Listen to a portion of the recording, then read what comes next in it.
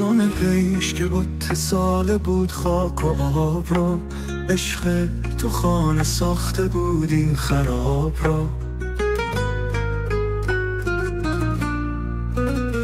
مهر رخت ز آب و گل ما شد آشکار، پنهان به گل چگونه کنند آفتاب را. تا کفر و دین شود همه یک رو و یک جهت، بردار یک ره از طرف رخ حجاب را.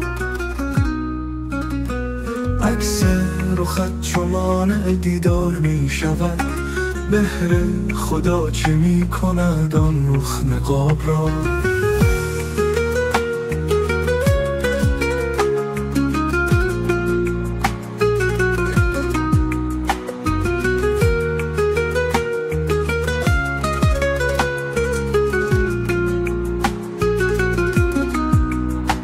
بر ما کشید خط خطا مدعی و ما خط کشید هیم خطا و ثواب را.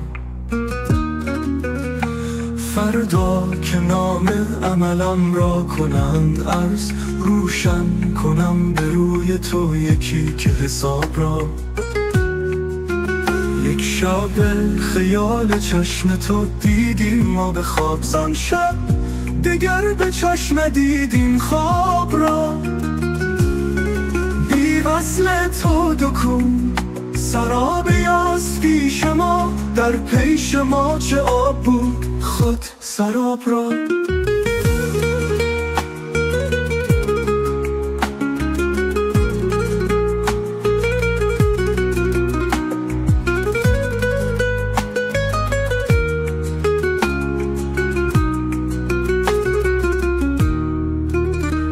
سلمان به خاک کوی تو تا چشم باز کرد، یک بارگی ز دیده بنداخت آب را.